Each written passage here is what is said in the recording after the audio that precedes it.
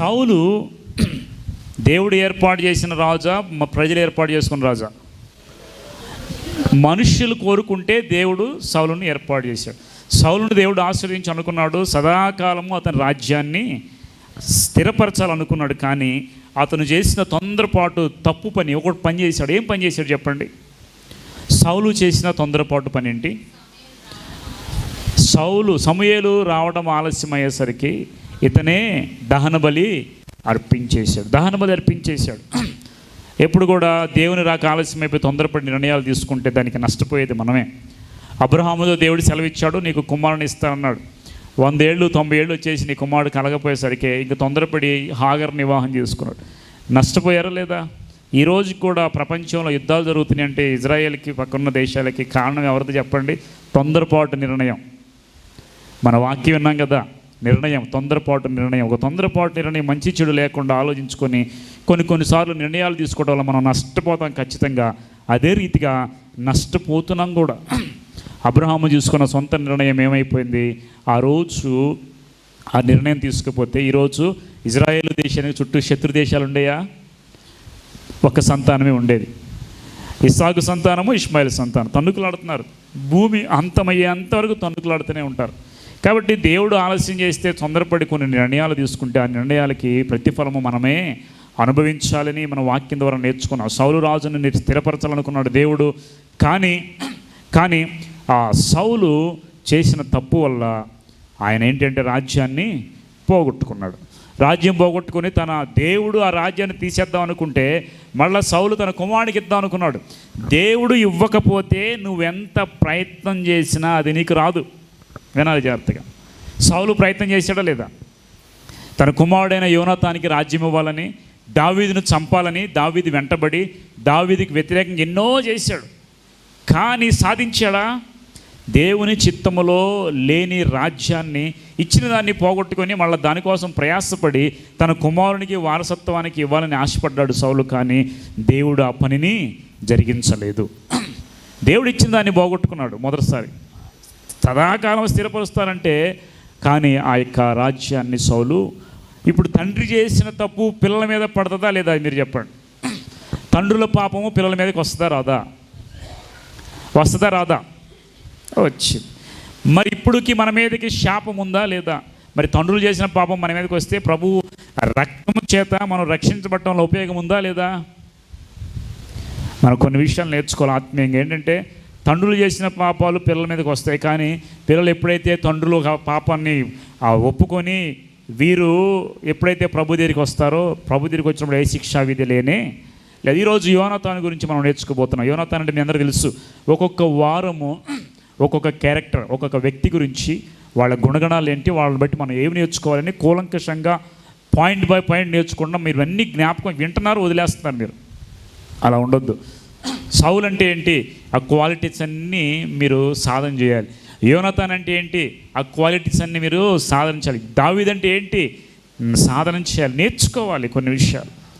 Next week దావీదు గురించి గొప్ప విషయాలు నేర్చుకోబోతున్నాం. ఈరోజు మాత్రం యోనాతాను తండ్రి ఎవరు? యోనాతానుకు తండ్రి ఎవరు? సౌలు రాజు. యోనాతాను తండ్రి సౌలు రాజు. ఈ యోనాతాను ఒక మంచి యవనస్తుడు. సౌలుకి తర్వాత రాజుగా ఉండవలసిన వాడు. దావీదుకి మంచి స్నేహితుడు. ఆలోచించండి. యోనాతాను దావీదుకి మంచి ఫ్రెండ్. ఇద్దరు బెస్ట్ ఫ్రెండ్స్. ఎప్పుడు ఫ్రెండ్స్ అయ్యారు తెలుసా మీకు? యాక్చువల్గా యోనాతాను పెద్దోడు దావీదు కన్నా, సేమ్ ఏజ్ కాదు.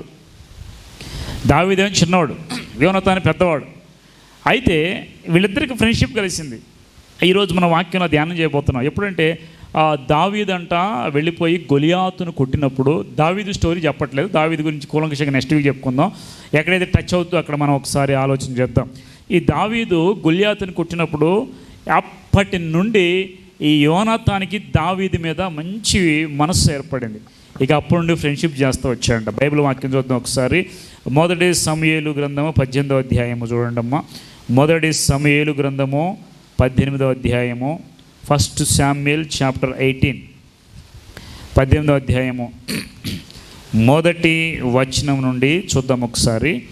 దావీదు సౌలుతో మాట్లాడుట చాలించినప్పుడు, ఎవరు? దావీదు సౌలుతో మాట్లాడుట చాలించినప్పుడు యోనాతాను హృదయము దావీదు హృదయముతో కలిసిపోయెను. దావీదు హృదయముతో కలిసిపోయింది. ఇప్పుడు వీళ్ళిద్దరూ జెండర్ సెంట్ మేల్ ఫీమేల్ హృదయం కలగటం, అంటే పురుషులు స్త్రీల హృదయం కలగటం అనేది మనం చూస్తాం. కానీ ఈ పురుషులిద్దరు కూడా హృదయం కలిసిందంటే ఒకటే మాట మీద ఇద్దరు నిలబడటం నేర్చుకుని. ఇప్పుడు ఈ 17వ అధ్యాయంలో దావీదు గొలియాతుని కొడతాడు, గొలియాతును చంపుతాడు. చంపిన తర్వాత దావీదు సామర్థ్యం ఎవరు గ్రహించారు? యోనాతాను. యాక్చువల్గా నేను రాజు అవ్వాలి, నెక్స్ట్ నాకు వ్యతిరేకంగా ఎవడన్నా వస్తున్నాడంటే వాళ్ళకి వీళ్ళకి ఎప్పుడు పగ ఉంటుందా లేదా? నీకు రావాల్సిన స్థానాన్ని, నీకు రావాల్సినటువంటి స్థితిని దావీదు తీసుకుంటుంటే ఎవరికైనా మనసులో ఒక గిలి కానీ, ఒక భయం కానీ, ఒక పగ అనేది ఆ వ్యక్తి మీద ఉంటుంది. కానీ యోనాతానికి అలాంటి స్వార్థం ఏది కూడా. అర్థం చేసుకుంటున్నారా యోనాతాను గురించి? యోనాతాను హలో ప్రైస్తులో హలో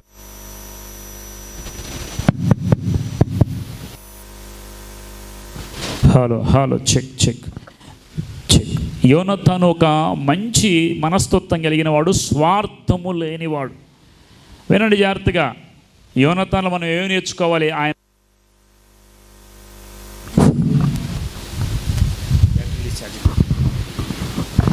యోనాతాను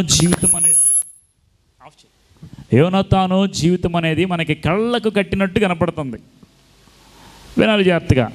యోనాతాను జీవితము మన కళ్ళకి కట్టినట్టు కనిపిస్తూ ఉంది. ఏంటంటే తెలుసా?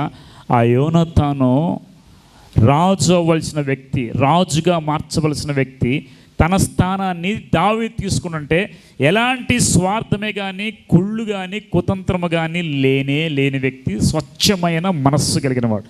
ఈరోజు యోనాతాను ఎందుకు గొప్పవాడిగా ఉన్నాడంటే, యోనాతాను గొప్పతనంగా చెప్పుకోవాలంటే, ఈ స్థితిలో నీకు రావలసింది వేరే ఒకళ్ళు తీసుకున్నంటే, ఏ స్వార్థము లేకుండా ఎవరైనా ఉంటారా అంటే ఉన్నాడు ఒక వ్యక్తి. ఆయన పేరేంటి?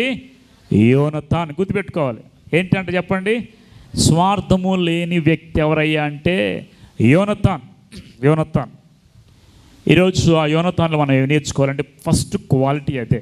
ఆ క్వాలిటీ స్వార్థము లేకుండా చక్కగా అతనితో ఏమైందంటే దావీదు హృదయముతో కలిసిపోయింది. దావీదు హృదయం ఎలాంటి చెప్పండి? దావీదుకు ఒక బిరుదు ఇచ్చాడు దేవుడు, దావీదు నా హృదయానుసారుడు. దేవుడే చెప్పాడు, నా హృదయం ఎరిగినవాడు దావీదు. దేవుని హృదయం ఎరిగినవాడు దావీదు, అతని హృదయాన్ని ఎరిగినవాడు యోనాతాను. వినాలి జాగ్రత్తగా. దేవుని హృదయం ఎరిగినవాడు దావీదు, దావీదు హృదయాన్ని ఎరిగినవాడు యోనాతాను. ఇప్పుడు యోనాతాను దావీదుతో కలవటం వల్ల దేవునితో కూడా ఇండైరెక్ట్గా కలిశాడు. సేమ్ ఆయన హృదయం ఈయన హృదయం కలిసిపోయిందంటే ఇప్పుడు ఇద్దరు వ్యక్తులు ఫ్రెండ్షిప్ చేస్తారంటే ఇద్దరు ఒకలాంటి వాళ్ళే అయ్యి ఉండాలి. చెడ్డవాడితో ఫ్రెండ్షిప్ చేస్తాడు, మంచివాడితో చదువుకునేవాడు చదువుకు, ఇద్దరికి కలిసింది కాబట్టే ఫ్రెండ్షిప్ జరుగుతుంది. ఇక్కడ దావీదుతో కూడా తన హృదయం కలిసిపోయింది. ఈరోజు మనం దావీదు దేవునికి సాదృశ్యం అయితే యోనాతాను విశ్వాసకి సాదృశ్యం. దేవునితో ఎలాగైతే మనము అంటు కట్టబడాలంటే దావీదుతో యోనాతాను ఎలాగైతే అంటు కట్టబడి ఇద్దరి హృదయం ఒకేలాగా మార్చబడిందో మనం కూడా విశ్వాసులమైన మనందరూ యోనాతాను లాంటి వాళ్ళం. దావీదు లాంటి దేవునితో మనం ఏం చేయలేదు, సహవాసం చేయాలి. హృదయాన్ని ప్రభుకి అప్పగించాలి, హృదయాన్ని ప్రభుకి అందించాలి. ఒకసారి యోహాను సువార్త 15వ అధ్యాయం అనుకుంటే ఒకసారి చూడండి. 15వ అధ్యాయం మొదట వచ్చిన చూడండి. నేను నిజమైన ద్రాక్షవల్లిని, నా తండ్రి వ్యవసాయకుడు, నాలో ఫలింపని ప్రతి తీగను తీసి పారవేయును. ఫలించు ప్రతి తీగ మరి ఎక్కువగా ఫలింపవలనని దానిలోని పనికిరాని తీగలను తీసివేయను. నేను మీతో చెప్పు మాటను బట్టి మీరు ఇప్పుడు పవిత్రులై ఉన్నారు. నా యందు నిలిచియునుడి, మీ యందు నేను నిలిచి. తీగ ద్రాక్షవల్లితో నిలిచి ఉంటేనే కానీ తనంతట తాను ఎలాగూ ఫలింపు, అలాగే నా యందు నిలిచి ఉంటేనే కానీ మీరును ఫలింపను. ద్రాక్షవల్లిని నేను, తీగలు మీరు. ఎవడు నా యందు నిలిచిండు, నేను ఎవరి యందు నిలిచి ఉన్నవాడు బహుగా ఫలించును. నాకు వేరుగా ఉండి మరి మీరేమియు, వినండి, నాకు వేరుగా ఉండి మీరు ఏం చేయలేరు.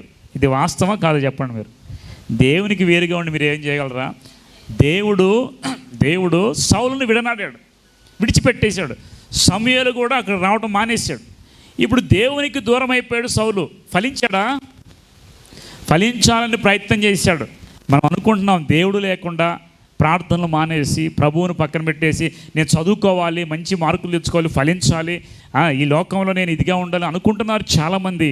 బైబిల్ చెప్తుంది దేవునితో నిలిచి ఉండండి, ఫలింపజేసేది దేవుడే. కీర్తన 1వ అధ్యాయంలో ఉంటుంది కదా, ఏంటి చెప్పండి? దుష్టుల ఆలోచన చెప్పున్నాడు, పాపుల మార్గం నీలోక అపహాసాలు కూర్చుండక యెహోవా ధర్మశాస్త్రం నందు ఆనందించు దివారాత్రం దాన్ని ధ్యానించువాడు ధన్యుడు. అతను నీతి కాలం వేరు నాటబడినది ఆకువాడగా తన కాలం ముందు ఫలమిచ్చు చెట్టు వలే. అతడు చేయనిదంతా ఏమవుద్దంట? ఇది నేను చిన్నప్పుడు సండే స్కూల్ నేర్చుకున్నా.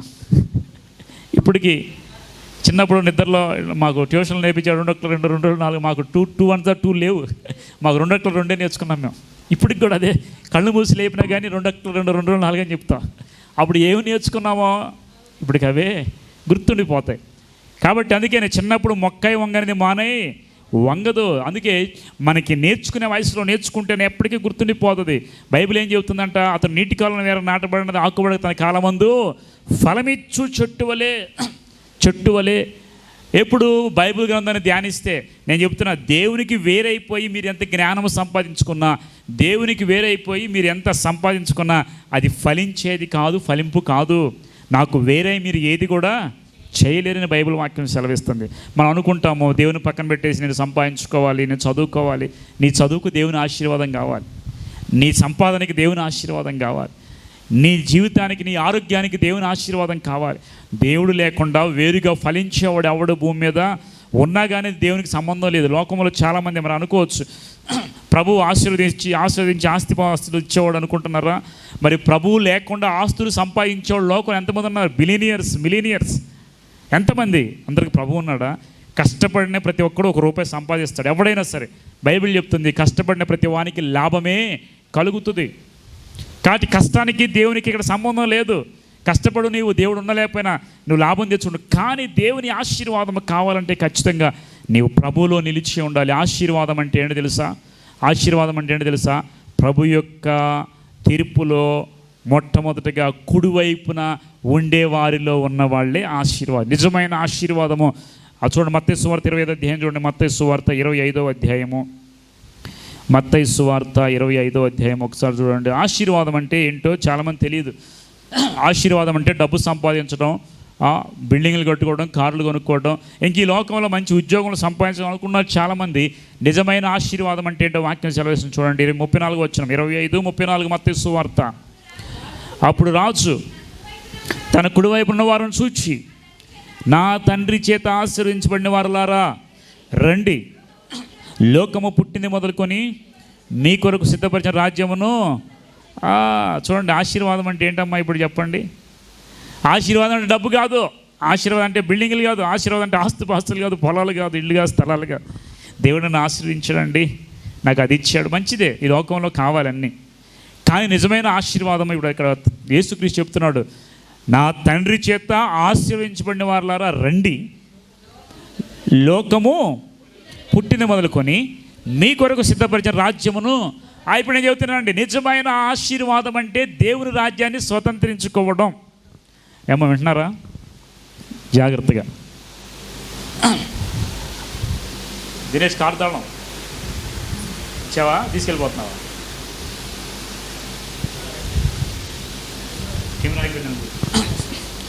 ఓకే వినండి, నిజమైన ఆశీర్వాదం అంటే ఏంటి?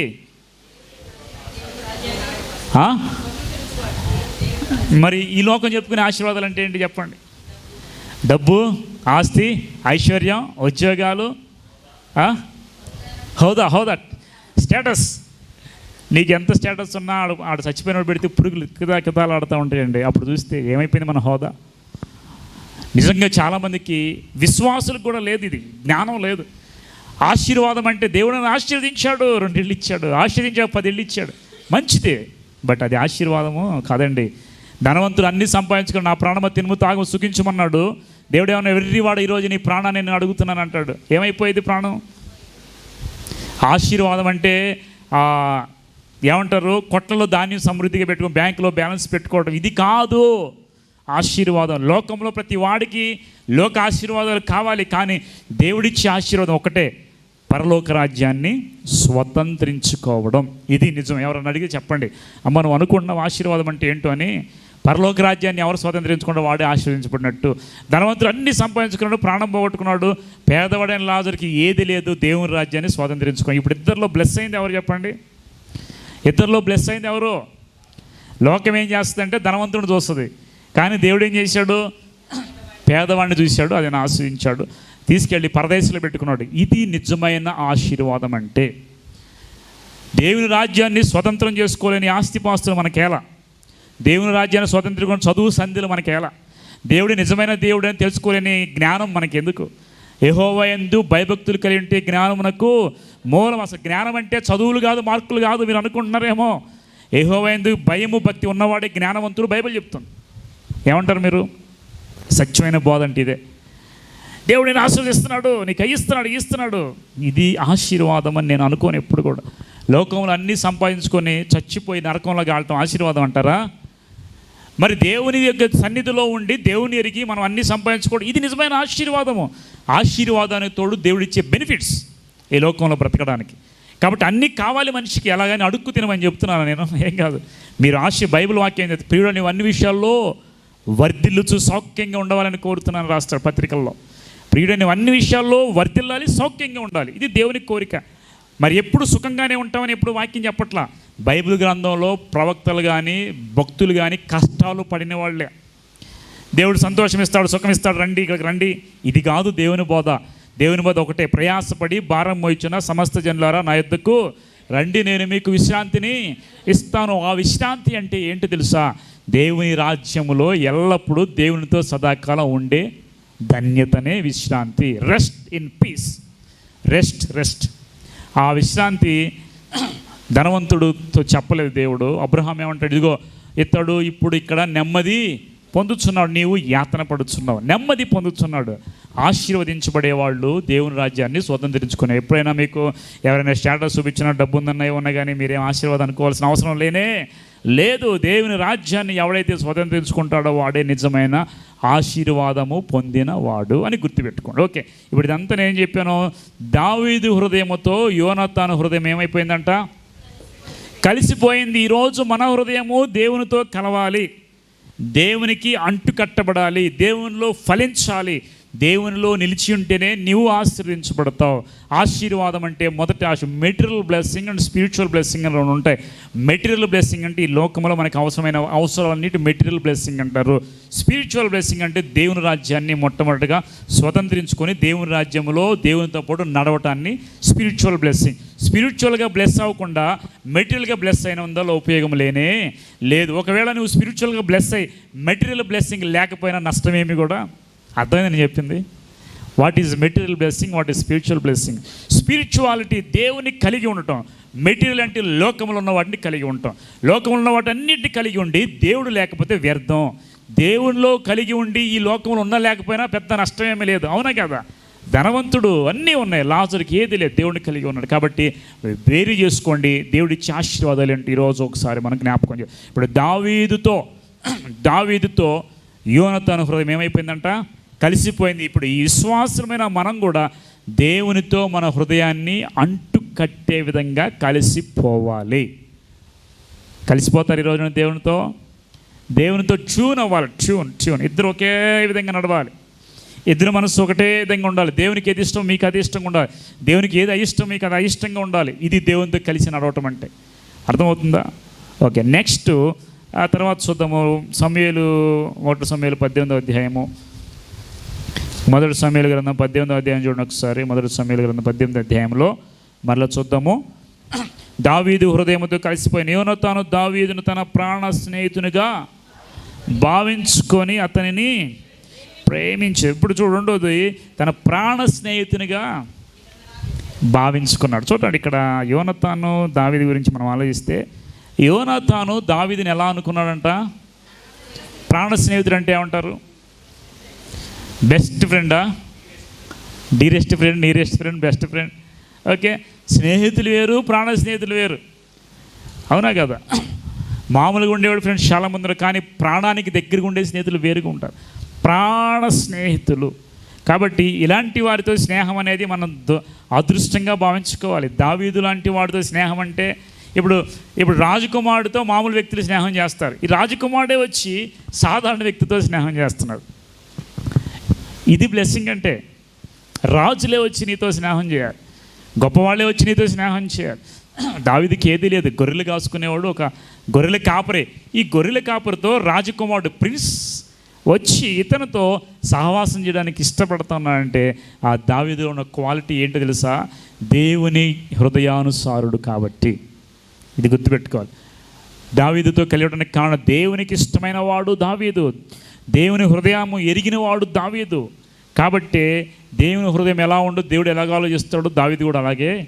ఇప్పుడు ఏం చేశాడంటే ఆయనకి ప్రాణ స్నేహితునిగా భావించుకున్నాడు, ప్రాణ స్నేహితుడిగా భావించుకున్నాడు. ఈరోజు మీరు కూడా మనము కూడా దేవునితో ఎలాగ స్నేహం చేయాలంట? మామూలు స్నేహం కాదు, ప్రాణ స్నేహం చేయాలి. హానోకుతో దేవుడు నడిచాడు, దేవునితో హానోకు నడిచాడు. వారిద్దరూ మాట్లాడుకుంటూ, నేను ఒక చోట నా చిన్నప్పుడు వాక్యాలు ఇంటేవాడిని, మాట్లాడుకుంటూ అంటే వాళ్ళు అంతరిక్షం దాకా వెళ్ళిపోయారంట. దేవునితో ప్రతిరోజు సహవాసం చేశాడు. స్పిరిచువల్ మీనింగ్ నాకు తెలిసి అతను విశ్వాసంగా బతికాడు. దేవునితో నడిచాను అని బైబిల్లో ఉంటుంది. ఒక పాస్టర్ గారు చెప్తాడు, హానోకు దేవునితో నడిచాను, దేవుడు అతను తీసుకొని పోయిన కాగా అతను లేకపోయినా అని ఉంటుంది. మరి అతను తీసుకొని పోవడం అంటే మరణించిన తర్వాత వెళ్ళాడా, లేదా దేవునితో మాట్లాడుతూ ప్రతిరోజు సహవాసం చేస్తూ అట్లా దేవుడు అంట హానోకుని తీసుకొని ఆ ఆకాశానికి వెళ్ళిపోయిన తర్వాత చాలా దూరం మాట్లాడుకుంటూ వెళ్ళిపోయి పరలోకం దాకా వెళ్ళిపోయాయా, నువ్వు ఇటు పరలోకం దాకా వచ్చావు కదా, నీకు వచ్చే లోపలికి ఇంకెందుకులే భూమి మీదకి ఆయన తీసుకెళ్ళిపోయాడని అంటూ ఉన్నారు. రెండు విధాలుగా అర్థం చేసుకోండి. హానోకు చనిపోయి దేవుని దగ్గరికి వెళ్ళడం ఒకటి, రెండోది మరణం చూడకుండానే దేవునితో కలిసి నడిచి ఆయన పరలోకానికి వెళ్ళిపోవడం.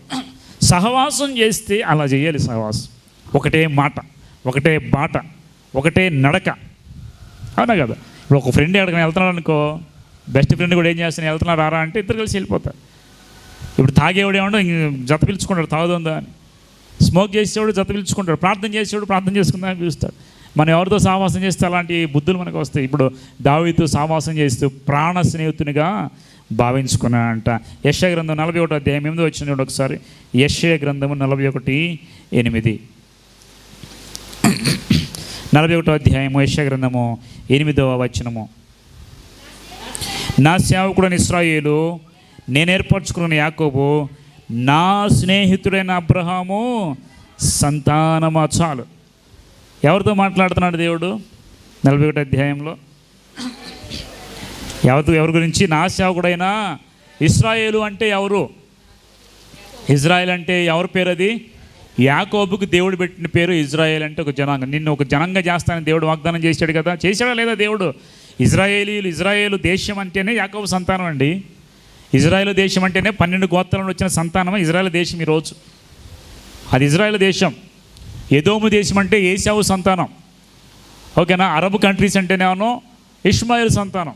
వాళ్ళే అంతా యాకోబు నుండి వచ్చిన వాళ్ళు. యాకోబు సహోదరుడు ఎవరు? ఏశావు. ఏశావు సంతానం అంతా ఎదోమీలు, ఎర్రటి వాళ్ళు అంట ఎదోమీలు అంటే. ఏశావు సంతానం వాళ్ళంతా. తర్వాత అబ్రహాము పుట్టిన వాళ్ళు యాకోబు, ఏశావు ఇద్దరు ఉన్నారు కదా. ఏశావుకు పుట్టిన వాళ్ళంతా దేవునికి విరోధంగా లేచిన వాళ్ళు. వాళ్ళకి ఎప్పుడు యుద్ధాలు జరుగుతూనే ఉంటాయి. హేరోదు వచ్చింది కూడా ఆ సంతానం నుండే. హేరోదు ఎక్కడ నుండి వచ్చాడు తెలుసా? హేరోదు తర్వాత మరలా హామాన్ తెలుసా మీకు? మొర్దెకైని చంపాలనుకున్న వాడు కూడా ఎదోమీ సంతానమే. వీళ్ళకి ఎప్పుడు యుద్ధం జరుగుతూనే ఉంటుంది. విశ్వాసులకు యుద్ధం జరుగుతూనే ఉంటుంది. ఒక అన్నదమ్ములే. అబ్రహాముకు పుట్టిన కుమారులోనే వీళ్ళంతా. యాకోబు సంతానం అంతా ఇజ్రాయేలీలు. తర్వాత అరబు సంతానం అంతా, అరబులందరూ ఎవరి సంతానమో?